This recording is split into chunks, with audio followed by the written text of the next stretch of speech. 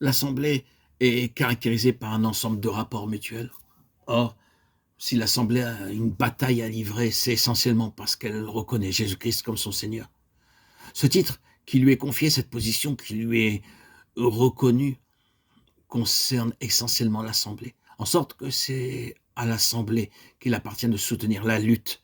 C'est l'assemblée qui doit faire front contre l'opposition des forces du mal. Je bâtirai mon assemblée et les portes du Hadès ne prévaudront pas contre elle, a dit notre Seigneur, Matthieu 18, 18, sous-entendant que l'assemblée est le principal objectif des puissances du mal. C'est d'un côté l'assemblée, de l'autre les portes du Hadès. Ces puissances du mal doivent être rendues inefficaces par l'intermédiaire de ceux qui appartiennent à l'assemblée. Permettez-moi ici de vous prévenir d'y regarder à deux fois avant de vous aventurer seul contre les puissances des ténèbres. Si vous y risquez, vous constaterez que vous avez affaire à trop forte partie. Je pourrais même être beaucoup plus clair. Vous constaterez que vous êtes terriblement malmené. Soyez donc sur vos gardes. Un assaut personnel, individuel, isolé contre les puissances du mal est une entreprise hasardeuse. C'est à l'Assemblée d'intervenir dans ce domaine. L'Assemblée peut fort bien n'être représentée que par 2 ou 3 personnes, mais le principe d'une action de corps représentatif doit être respecté.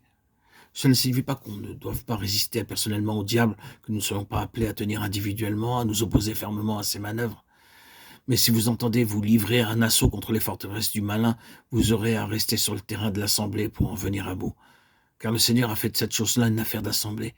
Par quoi j'entends une affaire relevant du corps et non d'un membre individuel. Vous en avez sûrement fait l'expérience, il y a des situations auxquelles on ne peut pas toucher ni faire face si l'on est seul. Une collaboration spirituelle d'une sorte ou d'une autre est une condition de succès. Sur ce point d'ailleurs, le Seigneur ne nous laisse pas faire ce que nous voulons. Si vous faites profession d'avoir eu les yeux ouverts sur la vraie nature de l'Assemblée, si vous avez rendu un témoignage à ce qu'elle est pour vous, le Seigneur vous tiendra lié au principe qu'elle représente. Vous ne parviendrez pas à dominer seul telle ou telle situation. Dieu vous montrera que vous devez présenter la situation à l'Assemblée et toute votre vie sera bloquée tant que vous n'avez pas fait de cette affaire une affaire d'Assemblée. Le Seigneur est très jaloux de son Église. Satan est capable de mettre une vie entière sans dessus-dessous quand on s'aventure seul au-devant d'un antagonisme spirituel. Prenez à cœur ce que je vous dis, car cela peut vous concerner directement à plus d'un égard. Tout cela est vrai. Savez-vous vraiment ce que c'est que la vie d'Assemblée?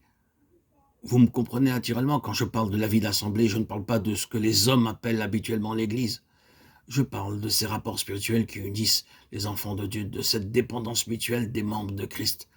Ce n'est pas un vain mot que cette dépendance dans laquelle nous sommes les uns à l'égard des autres.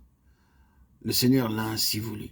Il l'a formellement prescrit et dans toutes les affaires importantes. Il nous tiendra liés à ce principe.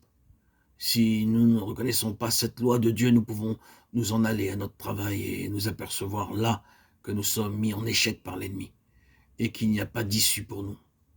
L'Assemblée doit aller venir avec nous et nous avec elle.